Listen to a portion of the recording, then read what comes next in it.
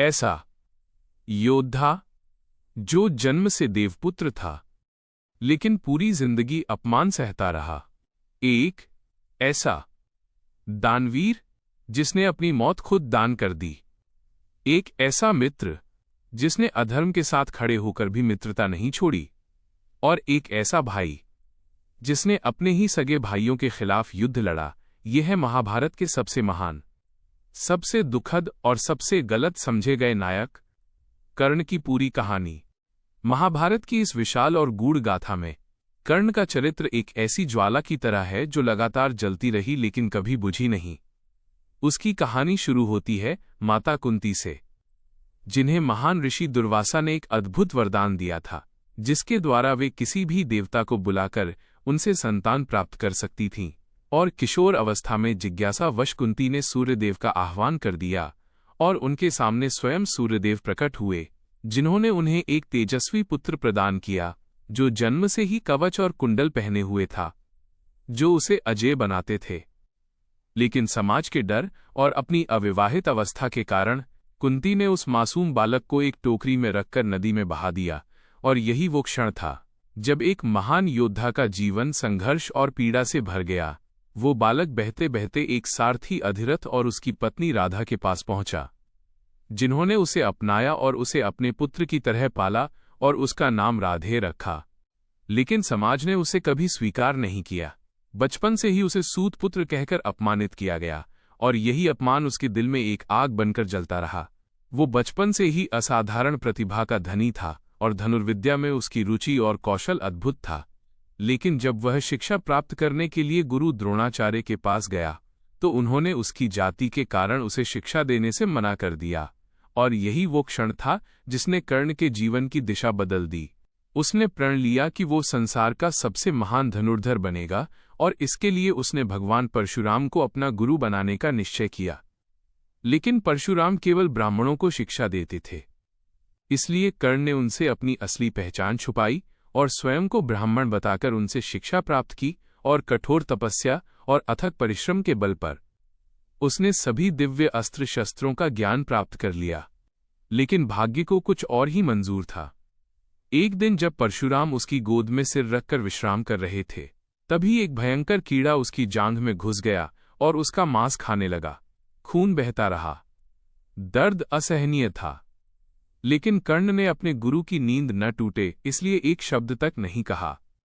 जब परशुराम की नींद खुली और उन्होंने ये देखा तो वे समझ गए कि कोई ब्राह्मण इतना दर्द सह नहीं सकता।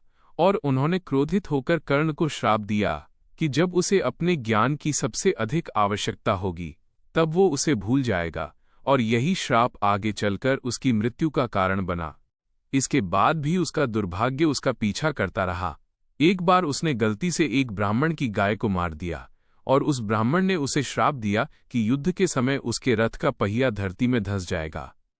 समय बीतता गया और एक दिन हस्तिनापुर में राजकुमारों का युद्ध कौशल प्रदर्शन हुआ, जहां अर्जुन ने अपनी अद्भुत धनुर्विद्या दिखाई और तभी कर्ण ने उसे चुनौती दी।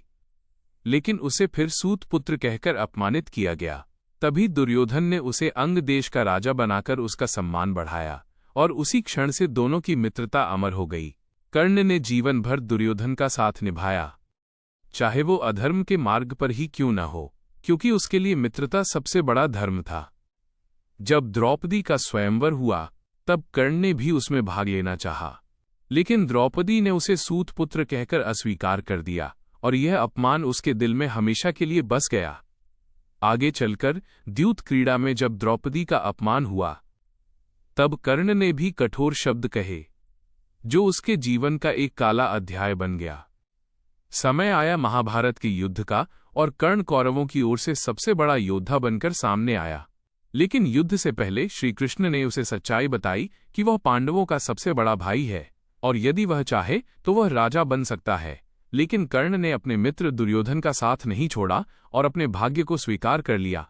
कुंती ने भी उससे मिलकर उससे वचन लिया कि वो अर्जुन को छोड़कर किसी अन्य पांडव को नहीं मारेगा, और कर्ण ने यह वचन निभाया। युद्ध के दौरान कर्ण ने अनेक महारथियों को परास्त किया। उसने पांडव सेना में भय फैला दिया और वो एक एक दिन के साथ और भी प्रचंड होता गया। इसी दौरान इंद्र ब्राह्मण का रूप लेकर उसके पास आए और उससे उसका कवच और कुंडल दान में मांग लिया। कर्ण ने बिना किसी संकोच के उन्हें दे दिया और इस प्रकार उसने अपनी सुरक्षा त्याग दी। बदले में उसे एक दिव्य अस्त्र शक्ति प्राप्त हुआ जिसे केवल एक बार प्रयोग किया जा सकता था, और उसने इस अस्त्र का प्रयोग घटोत्कच को मारने के लिए किया, जिससे अर्जुन की जान बच गई। और अंततः वो दिन आया जब कर्ण और अर्जुन आमने सामने थे। दोनों के बीच भयंकर युद्ध हुआ और पूरा कुरुक्षेत्र कांप उठा। लेकिन तभी कर्ण का रथ का पहिया धरती में धंस गया और वह उसे निकालने लगा। उसी समय उसे अपने सारे श्राप याद आए और वो असहाय हो गया। तभी श्री कृष्ण ने अर्जुन को आदेश दिया और अर्जुन ने अपने बाण से कर्ण का वध कर दिया। और इसी के साथ एक महान योद्धा, एक महान दानवीर और एक दुखद नायक की कहानी समाप्त हो गई। लेकिन कर्ण आज भी जीवित है। अपने त्याग, अपनी वफादारी और अपने संघर्षों के कारण उसकी कहानी हमें ये सिखाती है कि मनुष्य का जन्म नहीं, बल्कि उसके कर्म ही उसे महान बनाते हैं। लेकिन गलत निर्णय और गलत साथ उसे विनाश की ओर भी ले जा सकते हैं। और यही कर्ण की सबसे बड़ी सच्चाई है कि वो हारकर भी जीत गया, क्योंकि उसने अंत तक अपने वचन और अपनी मित्रता को नहीं छोड़ा। और यही उसे महाभारत का सबसे महान लेकिन सबसे दुखद नायक बनाता है।